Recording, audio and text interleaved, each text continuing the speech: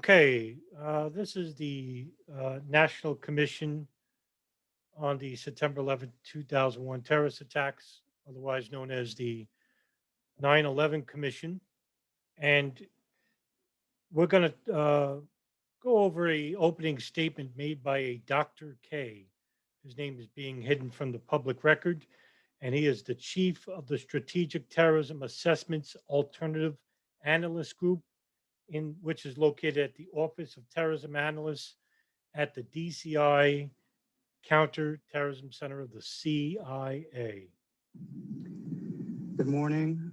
I want to thank the Commission for the opportunity to discuss the nature of the enemy that carried out the September 11 attacks. The Commission staff statement that was read this morning paints an accurate picture of Al-Qaeda's history and evolution and how this organization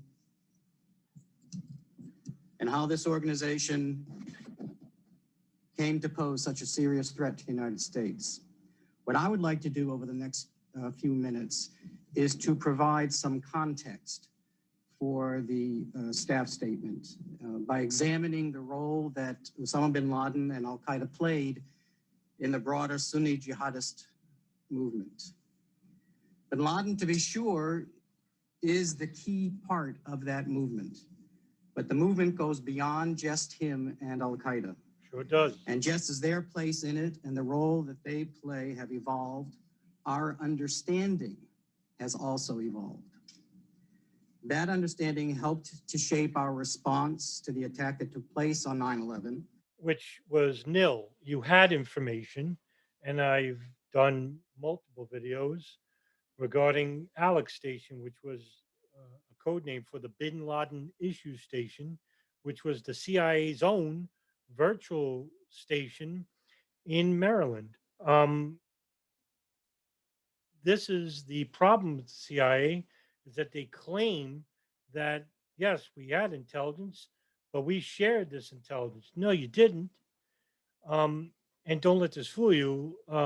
Dr. K is going to give you a little bit of a history, but the CIA knew about Bin Laden well before he came back to Afghanistan in 1996. When the Soviets were expelled out of Afghanistan, the Arabs played a very small part.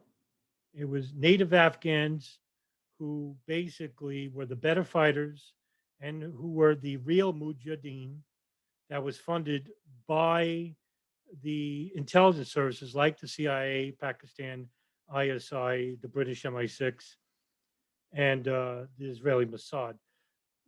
But you had numerous Afghan factions. Some of them were huge. For example, Gulbuddin Hekmatyar's group was called Hizb-e-Islami, which was the largest Afghan group in Pakistan. Abdul Rasul Sayyaf, probably the second largest. Juladdin Haqqani, who had Haqqani, by the way, was one of the very few Afghans who had Arabs within their ranks. And his group is called the Haqqani Network. It's designated a terrorist network. However, I'm not even mentioning like 12, 15 other notable Afghan tribal leaders.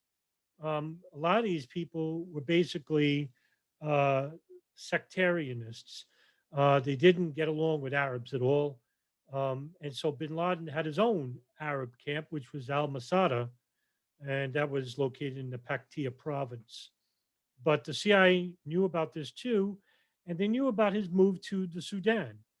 In 1992, Billy Waugh, who was a CIA operative, worked out of the Special Activities Division, the elite corps of the CIA, who drafted plans to kill bin Laden in 1994-95. And the Clinton administration disapproved of it. Because we knew about the people and the organization, as well as the role and importance of the Afghan sanctuary. As we continue to learn about the enemy, that additional knowledge will help to shape how we respond in the future. Yeah, again, how you respond in the future. You had enough information regarding Khalid al-Mihdhar and Nawaf al-Hazmi, who were living in California. And before they even came to the United States, the CIA had human intelligence regarding both of these men who had a Malaysia Al Qaeda summit meeting, which I endlessly talk about in previous videos, and they didn't share this information. It is also critically important to understand the role bin Laden and his organization play in the broader jihadist movement so we can better understand the nature of the future threats and how to deal with them. The story that's told in the staff statement describes a very deliberate, patient adversary driven by a utopian ideology, possessing a comprehensive strategy. Okay, I was with you until comprehensive strategy for global domination. Al Qaeda never had that type of strategy.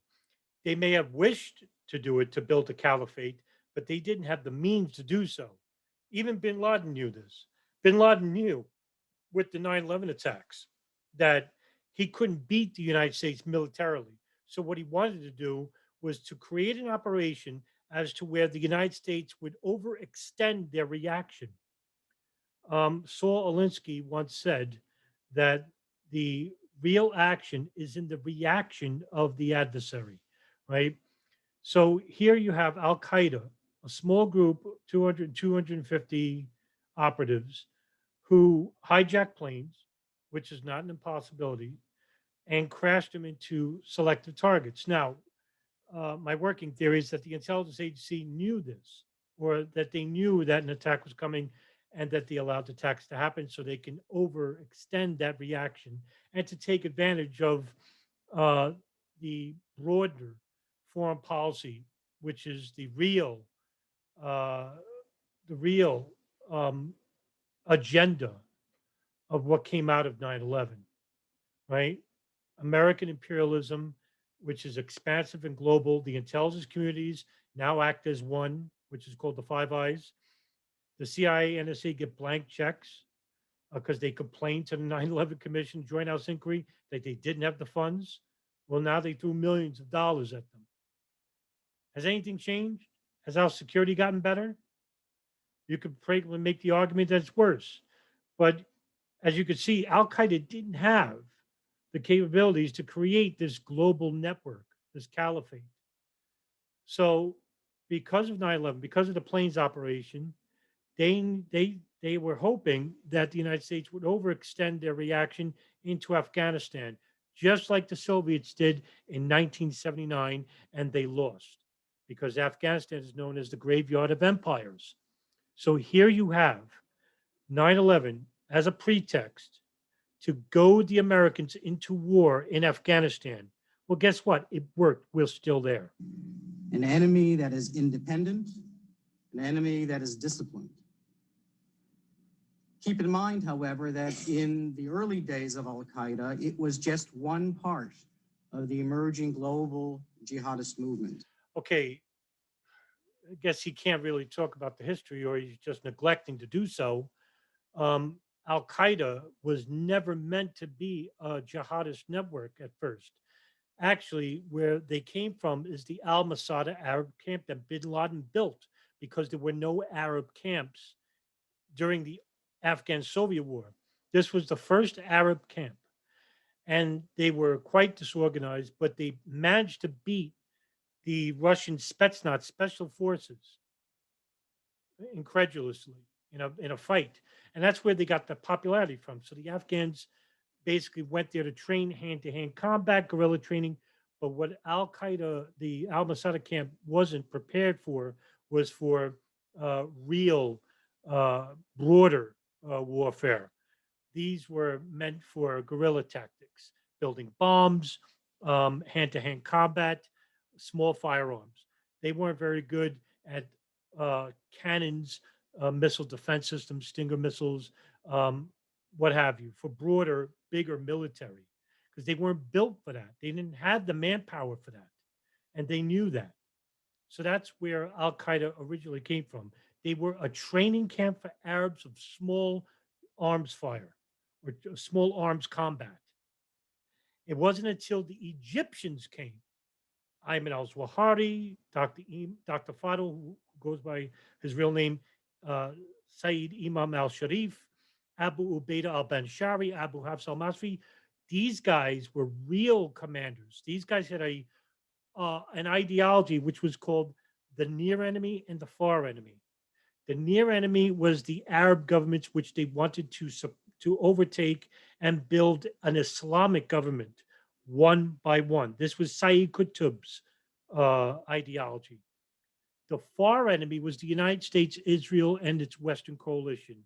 So what they wanted to build was Arab governments, have them as a giant Islamic caliphate to defeat the far enemy. But Muhammad ibn al-Faraj, who is the real leader of the Egyptian Islamic Jihad and who was behind the Sadat assassination, after he died, Dr. Ayman al-Zawahiri took over, and he brought that ideology to bin Laden about the far enemy. Even though Al Qaeda was woefully unprepared to do it, they did it anyway.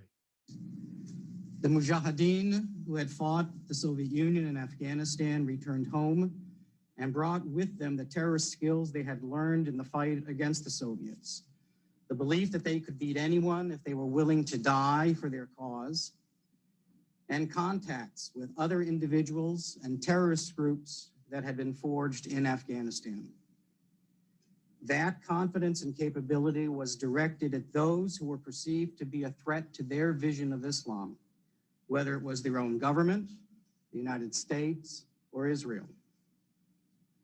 By the way, it's safe to say that Al Qaeda never attacked Israel, only their interests, basically the United States and its coalition partners. Several factors allowed Al Qaeda to emerge out of this environment as the preeminent organization and serve in many ways as the ideological and practical force unifying these individuals and groups. First of all, bin Laden and his followers possessed a utopian ideology based on a vision of the old notion of a single caliphate. Which, again, I reiterate, they were not capable of doing. A group of 250 operatives is not capable of taking over an Arab government, much less the world. So this threat of Al Qaeda going to try and take over the world. Now, yeah, they had taken over wide swaths of areas. I mean, there's an Al Qaeda in the Arabian Peninsula, AQAP, Al Qaeda in Yemen, Al Qaeda in Iraq, but they weren't very large groups. And it showed because when the US invaded Afghanistan, they basically captured their hierarchy, basically Abu Zubaydah allegedly, but they found out that he wasn't very prominently involved with Al Qaeda's leadership. Khalid Sheikh Mohammed, what do we know about him? He's currently in Guantanamo being tortured over 170 times by waterboarding. Ramzi bin al-Shib, currently in Guantanamo, waterboarded 83 times. Who knows what we know about him other than what the CIA and FBI tells us? So we're getting, and I'm leaving out Abdul Aziz Ali, who is uh, Khalid Sheikh Mohammed's nephew, Mustafa Hasnawi, who's in Guantanamo as well, um, and Ridwan Isamuddin Hambali, who's head of the Jeddah Islamiyah, and a couple of other high-ranking Al Qaeda operatives who are in Guantanamo, just salivating. They can't wait to go to trial. And look, I'm not saying that these people are innocent. These are murderers. These are, real scum of the earth. But I'll be damned if they waterboard Khalid Sheikh Mohammed 173 times, that he's basically telling them what they want to hear. Now, isn't that what we basically went over in my last video about how we went to war with Iraq? That we tortured an individual by name of Sheikh Ibn al-Libi, and he basically told his CIA handlers that yes, Al Qaeda was working in conjunction with Saddam Hussein in building biological weapons. And then when that didn't turn out to be true, they went back to al-Libi. Says I told them whatever they wanted to hear. They would torture me. Well, Khalid Sheikh Mohammed, I think it was up to 61 different charges. CNN actually posted a link to this. Now, if I can find it, I'll post it in the description box. But when I saw the list, I said, there's no way that they tortured him because he was holding out. They tortured him so they can plead guilty to every single crime that he most likely wasn't involved with. Now, did he have a hand in 9/11? I think he did. I think he constructed the operation, but he wasn't alone. This vision, while extreme, resonated among many Muslims and was attractive because it was built on a foundation of deeply ingrained cultural and religious norms and sought to redress deeply felt historical wrongs. Okay, not being very coy here. The ideology is Wahhabi Islam, and it's a variation of the old first and second generations of the Prophet Muhammad, where they call it the caravan. All right, these are allegedly the real caliphs of Islam, according to Wahhabis or Salafis. The founder is Muhammad ibn al Wahhab, who basically thought that any Muslim who doesn't adhere to the beliefs of Ibn Taymiyyah, um, a noted Sunni theologian who wrote in the Hadiths, which is the words attributed to Muhammad, but not Muhammad himself. Um, these are abridged, abrogated quotes and sayings. And Wahhab basically wanted to do away with traditions, which was worshiping at the grave of Muhammad, foreigners at the Kaaba, uh, basically that foundation created Saudi Arabia. But this this isn't shared by the majority of Sunnis. In fact, the majority of Sunnis condemn people like Osama bin Laden and Ayman al-Swahiri and people like Abu Musab al-Zarqawi of the Islamic State and all these other ragtag Salafi groups that basically just apostatize any Muslim who doesn't adhere to the Salafi ideology. Muslims who felt victimized by their governments, had some claim to being victims of colonialism, or felt their societies drifting into corruption could identify with bin Laden and his vision. Al-Qaeda and others cultivated an image of bin Laden as the voice for this vision. He was portrayed as the pious son of a pious but wealthy man who shunned the comforts of home and spent his wealth and risked his life for others. That's right. Osama bin Laden was the son of Muhammad Saud bin Laden, who is the founder of the construction company Saudi Bin Laden Group, the largest construction group in Saudi Arabia, which has connections to notable individuals in the United States. One of them being James R. Bath, who is an advisor to George H.W. Bush, the former president of the United States, as well as George W. Bush Jr., who basically had a relationship with some of the bin Laden families, including Salim bin Laden, who was a very astute businessman of the bin Laden family. He was very well liked, but he was killed in a plane crash in Houston when his small Piper plane crashed into power lines, incidentally. And also, too, incidentally, bin Laden's father died in a plane crash in Saudi Arabia while scouting for a potential client, a construction client. So, small world. Bin Laden himself increased his credibility by laying out his program and sticking to it. He said what he meant, and he meant what he said. True. This allowed the group to operate anywhere and attract support and members everywhere. Well, let me add a little bit to that. He spent a lot of money trying to recruit people. Bin Laden spent millions of dollars, especially in the Sudan. He helped build their infrastructure. He was invited there by the leader of the National Islamic Front and one of the most respected Salafists in the world, Hassan al Turabi, when bin Laden actually was being house arrested and expelled from Saudi Arabia by the head of the General Intelligence Directorate, Prince Turki bin Faisal. who gave Bin Laden an ultimatum because he feared that Bin Laden would attack Saudi Arabia when they rejected his plan um, to attack the Ba'athist army from invading Saudi Arabia. And um, he brought that proposition to King Fahd, who basically said no, and he feared that Bin Laden's Arab Mujahideen group would attack Saudi Arabia next. They put him under house arrest, and then he was expelled to the Sudan. And the Sudan is the only Arab country where they don't check for visas of visitors. All of this would have come to nothing without a comprehensive strategy. But Al Qaeda had that too. Al Qaeda was created to serve as the base or foundation for a new global movement. That's not true, like I said. And you know what? I think these people know it's true because it's noted through the public record that they originated out of a camp called Al Masada, which is located in the Paktia province of Afghanistan.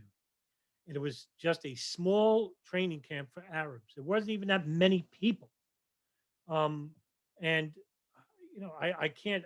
I'm sound like a broken record here, but I have to correct these issues because these people make it out to be that Al Qaeda started out as this big giant network, of all these Mujahideen fighters from Afghanistan, and that's just not true.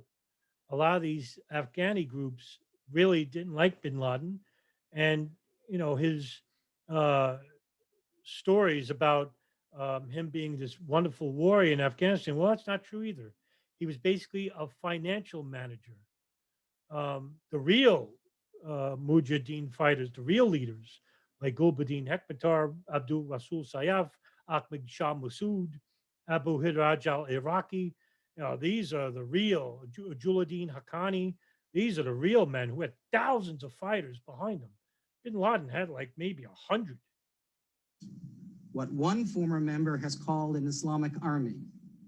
That's army with a small a. When you look at Al Qaeda's internal documents, you can see that they thought through what this would take. They knew they would need to build relations with groups in every part of the world and build the conditions for Islamic militant groups to arise where none then existed. Yeah, these are the harmony documents he's talking about. The Al Musarat. They're in Arabic. A lot of this information's in Arabic, and they were found in I want to say somewhere in Bulgaria or Croatia in 2003. And these are documents that were um, taken when Al Qaeda just started becoming an organization in 1988, 89. The founding members of these groups, mainly Egyptians, um, Mahmoud Salim, Ayman al Zawahiri, Abu Hiraj al Iraqi, um, Abu Ubaidah al Banshiri, um, Abu Hafs al Masri, uh, uh, uh, good about 30 or 40 more. But I wrote an article about this too, uh, with the original names. I wrote down all the names. But these were the people who swore bayat, which means loyalty to bin Laden and not to just the group of Al Qaeda. But Al Qaeda, yeah, it's literally called the base. Well, the base was Al Masada, the training base for Arabs. Al Qaeda encouraged, supported, and inspired the terrorist activities of others, all while planning its own operations. Sure.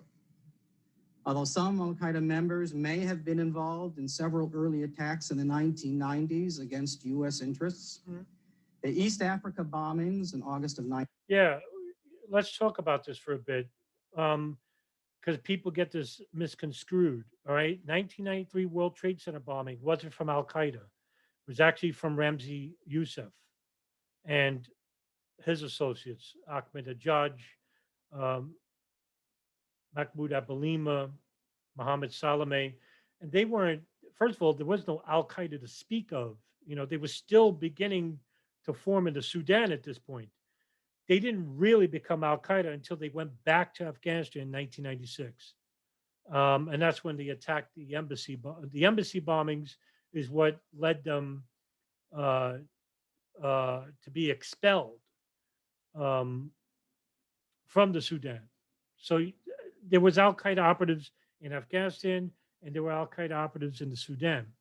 So after the embassy bombings, they were basically expelled out of the country because the CIA actually leaned on um, Bashir, the president of the Sudan, who then leaned on Tarabi, who leaned on Bin Laden and said, you have to leave the country. Meanwhile, Bin Laden spent about maybe $80 million on infrastructure in the Sudan, creating businesses, roads, training camps, farms, really tens of millions of dollars.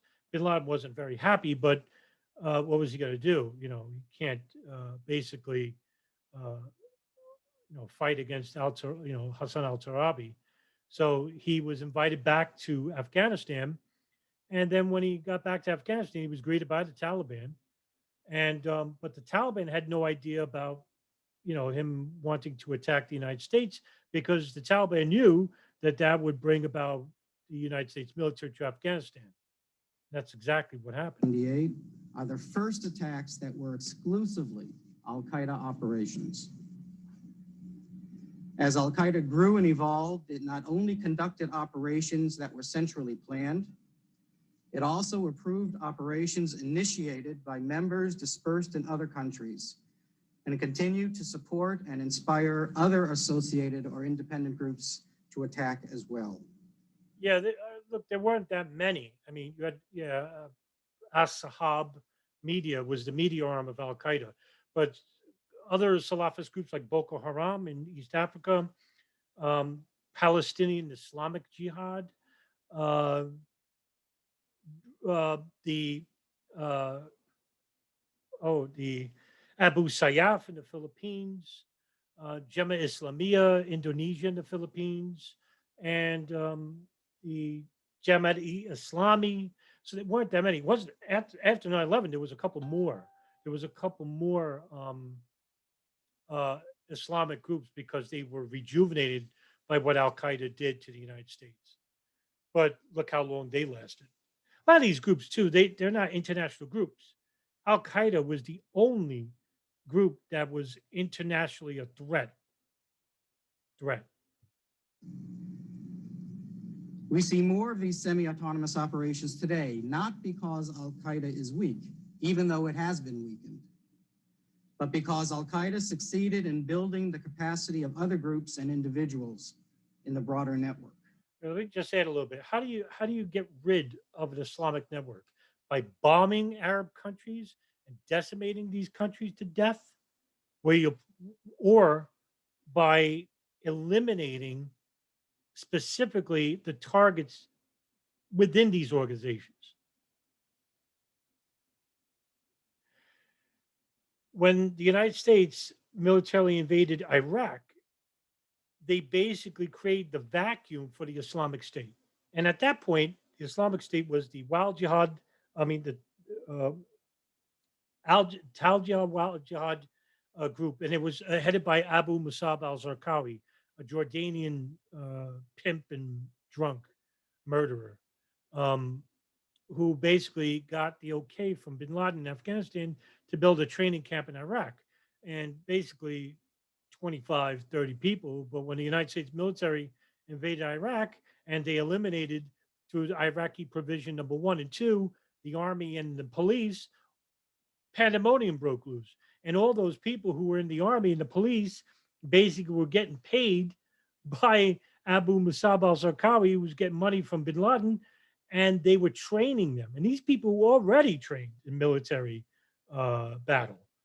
So these former Baptists now were heading the Sunni extremist group, which later became Islamic State in Iraq. Al-Qaeda put a premium on its ability to operate as an independent organization, independent from states, as well as from donors and other groups. From the Gulf. This is an integral part of its operating directive. Al-Qaeda sought independence in every facet of its work: organization, strategy, funding, and supplies. It sought to dictate the terms of its relations with states rather than the other way around. Al-Qaeda's relationship with states was symbiotic, especially with those states that granted it safe haven. And this left Al-Qaeda free to pursue its own strategy in its own time. Rather than give up this flexibility, bin Laden defied states, including the Taliban, when it directed him not to launch attacks. Yeah. And like I told you why. Mullah Omar, the leader of the Taliban, actually invited bin Laden to come to the country. And through Islamic tradition, it's not, uh, it's rude, considered rude, to kick out a fellow Muslim, a visitor, from your home. So bin Laden came to the Afghanistan and basically promised to Mullah Omar he would not attack American interests. He basically lied to him because as he was doing that, he conducted the uh, embassy bombing attacks in Dar es Salaam in Tanzania, uh, plotted the attacks of the USS Cole, plotted the attacks of September 11, 2001, or was part of that. He wasn't the orchestrator of that. That's Khalid Sheikh Mohammed. I believe that. I believe that he gave the idea to bin Laden. Bin Laden may have selected the pilots, but may have funded the operation to an extent. I mean, the money did come from somewhere, but that he wasn't behind it, and that's why he wasn't charged with it. Um, but it's not like the intelligence agencies most likely didn't know. They probably heard this because they were talking about these attacks on the phone to other people, and it wasn't that hard to infiltrate Al Qaeda. I mean, according to Ayman Dean, who's the former British officer of the MI6, he got to meet bin Laden himself, and he wrote a great book called Nine Lives. Um, so basically, if he could do it, I'm pretty sure the intelligence apparatus, especially maybe an Arab Israeli from the Mr. Avrim, maybe Egyptian intelligence, maybe Qatari intelligence, Saudi intelligence. These people who can speak Arabic, fluent Arabic, pass themselves off as operatives.